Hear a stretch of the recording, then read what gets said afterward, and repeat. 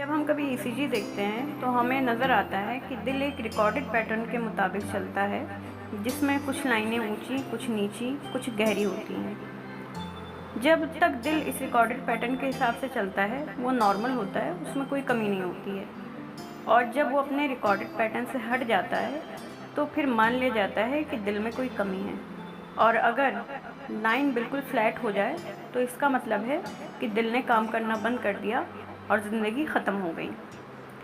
Same ایسا ہی ایک pattern زندگی میں ہوتا ہے، جہاں پہ کبھی اونچائی، کبھی نیچائی، کبھی گہرائی آتی ہے، یعنی دکھ، آزمائش، خوشی وغیرہ۔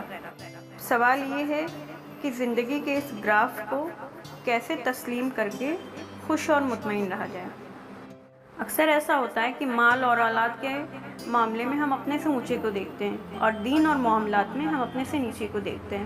کوئی شخص ہے، وہ ہمارے جیسا ہے، ہمارے جتنا ایجوکیٹڈ ہے، ہماری جیسی سوسائٹی سے بلانگ کرتا ہے، لیکن پھر وہ کامیاب ہو جاتا ہے، اس کے پاس مال دولت زیادہ ہوتا ہے، اس کے بچے زیادہ فرما بردار ہوتے ہیں، تو ہمیں یہ دیکھ کے بڑا دکھ ہوتا ہے کہ ارے یہ تو ہمارے جیسا ہی ہے اور ہم سے کہیں زیادہ کامیاب ہے۔ اور اسی طریقے پر کچھ لوگ ہوتے ہیں جن کو ہم یہ دیکھتے ہیں کہ ارے وہ تو ایک ہی وقت کی نماز پڑھتا ہے، میں 4 وقت کی پڑھ رہا ہوں، یا وہ 10 لوگوں کا غمن کرتا ہے، میں نے کسی ایک کا کر لیا تو میں جو ہے اس سے کہیں زیادہ بہتر ہوں۔ حالانکہ جو حکم تھا وہ بالکل اس کے مختلف تھا کہ تم دین کے معاملے میں اپنے سے بہتر شخص کو دیکھو اور دنیاوی معاملے میں اپنے سے کمتر شخص کو دیکھو۔ ہم نے معاملات کو الٹ دیا تو ہماری زندگی سے سکون اور اطمینان بالکل ختم ہو گیا۔ تھوڑی سی کیلکولیشنز کرتے ہیں۔ اگر آپ کے سر پہ چھت ہے، آپ کو روٹی ملتی ہے، تن ڈھکنے کو کپڑے ملتے ہیں، تو آپ ہزاروں لوگوں سے زیادہ خوش قسمت ہیں۔ اگر آپ کے پاس بچے ہیں اور آپ ایجوکیٹڈ ہیں، دین دنیا کی سمجھ ہے آپ کو، تو آپ لاکھوں لوگوں سے زیادہ خوش قسمت ہیں، اور اگر آپ صحت یاب ہیں تو آپ کروڑوں لوگوں سے زیادہ خوش نصیب ہیں۔ اس دنیا میں کتنے ایسے لوگ ہیں جو لاکھوں کروڑوں روپے خرچ کر کے بھی صحت حاصل نہیں کر سکتے۔ کئی بار ایسا ہوتا ہے کہ ہماری زندگیوں میں کچھ ایسے حادثے یا ایسے واقعے ہوتے ہیں، یا ایسا کچھ وقت آتا ہے کہ جو بڑا تکلیف دہ ہوتا ہے اور جس کا اثر بڑے لمبے وقت تک ہماری زندگیوں پہ رہتا ہے۔ کئی بار ہم اپنی پوری زندگی اس واقعے کو لے کے روتے رہتے ہیں۔ اب جب ہم کیلکولیٹ کرتے ہیں کہ وہ جو کاز تھا جس سے ہمیں تکلیف ہوئی وہ کتنے سمے کے لیے تھا، تو پتہ چلتا ہے کہ کبھی 1 گھنٹے کے لیے تھا، کبھی 1 مہینے کے لیے تھا، کبھی 1 سال کے لیے تھا۔ ہم یہ مان لیتے ہیں کہ ہماری 70 سال کی زندگی ہے اگر، تو اس میں ہم نے 5 سال بڑے تکلیف میں گزارے، لیکن وہ 5 سال جو ہم نے گزارے جس میں تکلیف تھی اور وہ تکلیف ختم ہو گئی، اس کے بعد بھی اسی کے حوالے ہم اپنی 30، 35، 50، 60 سال کی زندگی کر دیتے ہیں، اور پوری عمر یہی روتے رہتے ہیں کہ ہماری زندگی میں ایسا حادثہ ہوا تھا۔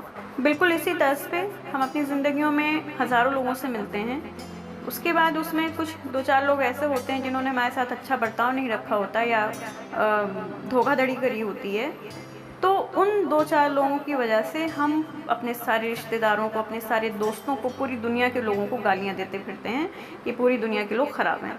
یہ ایک حادثے کی وجہ سے یا کسی ایک انسان کی وجہ سے اپنی پوری زندگی خراب کر دینا، یہ تو انصاف نہیں ہے۔ اب سوال یہ پیدا ہوتا ہے کہ یہ سب چیزیں تو ہم نے جان لی، اور ہم جانتے بھی ہیں، کہیں نہ کہیں ہمارے شعور میں یہ سب باتیں رہتی ہیں، لیکن اس کے بعد بھی اتنی بدسکونی کیوں ہے؟ دیکھیں، اللہ انسان کو بہت معصوم پیدا کرتا ہے، اس کا دل بہت صاف اور شفاف ہوتا ہے، بالکل شیشے کی طرح۔ پھر دھیرے دھیرے کیا ہوتا ہے کہ ہمارا دل میلا ہونے لگتا ہے، جھوٹ سے، فریب سے، دغا بازی سے، حق تلفی سے، چوری سے، غیبت سے، اور نہ جانے کتنی ایسی برائیاں۔ پھر ایک ٹائم ایسا آتا ہے کہ دل مکمل طور سے میلا ہو چکا ہوتا ہے، اور اس میں کہیں سے بھی سکون کا، خوشی کا، اطمینان کی روشنی آنے کی جگہ نہیں بچتی۔ قرآن میں ایک جگہ ذکر آتا ہے کہ امن، سکون ان لوگوں کے لیے ہے جنہوں نے اپنے ایمان میں ظلم کی ملاوٹ نہیں کی۔ ظلم کیا ہے؟ ظلم یہی ہے، غیبت، چوری، چکاری، حق تلفی، اور ہم تو آئے دن یہ سب کر رہے ہیں، تو سکون کہاں سے ملے؟ ایک جگہ ذکر آتا ہے کہ دلوں کا سکون اللہ کے ذکر میں ہی ہے۔ 4 کلمے بتاتی ہیں، غور سے سنیے گا، بہت کثرت سے ہم لوگ پڑھتے ہیں۔ سبحان اللہ، تمام بڑائی، تمام پاکی اللہ کے لیے۔ جب ہم نے یہ بات کہہ دی اور ہم نے اس کو ایکسیپٹ کر لیا تو اس کا مطلب یہ ہے کہ اگر میں نے کچھ اچھا کرا ہے یا میں نے کوئی مقام حاصل کرا ہے تو وہ میری وجہ سے نہیں ہے، وہ اس وجہ سے ہے کیونکہ اللہ نے اس کی طرف میری رہنمائی کری، اس کے لیے راستہ کھولا۔ سارا غرور، سارا گھمنڈ پانی کی طرح باہر نکل گیا، عاجزی دل کے اندر آ گئی۔ پھر کہتے ہیں الحمدللہ، تمام تعریف، تمام شکر اللہ کے لیے ہے، جو اس نے دیا، جو اس نے نہیں دیا اس کے لیے بھی، جو اس نے لے لیا اس کے لیے بھی، جو اس نے نہیں لیا اس کے لیے بھی۔ اس کلمے کے ایکسیپٹنس کے ساتھ دل میں اطاعت نے اپنی جگہ بنا لی۔ آگے کہتے ہیں وَلَا إِلَٰهَ إِلَّا اللَّهُ، اللہ کے سوا کوئی معبود نہیں۔ یہ کہہ کے ہم نے اپنے اوپر عبادت کو فرض کر لیا۔ اس کے بعد آگے آتا ہے اللہ اکبر، اللہ بہت بڑا ہے، سب سے بڑا ہے۔ اگر میں کچھ غلط کروں گا یا کروں گی تو اس کا احتساب مجھے اللہ کے ہاں دینا پڑے گا، اس کا حساب کتاب ہوگا۔ اس کے ساتھ ہی خوف الہی دل میں جگہ بناتی ہے۔ اب جس شخص نے عاجزی کو، اطاعت کو، عبادت اور خوف الہی کو اپنا شیوا بنا لیا، وہ کیسے بدسکون رہ سکتا ہے؟ اکثر ناشکری کرنے میں ہم اتنے مصروف ہو جاتے ہیں کہ اللہ نے جو ہمیں نعمتیں عطا کری ہیں ان کا شکر ادا کرنا بھول جاتے ہیں، یہ گننا بھول جاتے ہیں کہ ہمیں کیا کیا چیزیں ملیں، صرف ہمیں یہی یاد رہتا ہے کہ ہم سے کیا کیا چیزیں چھین لی گئیں۔ جو چلا گیا اس کو جانے دیں، جو نہیں ملا اس کا کیا غم کرنا۔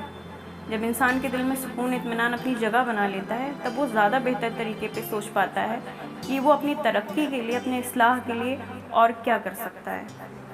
اللہ کی طرف رجوع کریں، اس کے علاوہ اور کوئی راستہ نہیں ہے کامیابی کا، نہ دنیا میں نہ آخرت میں، اور اپنے معاملات درست کریں۔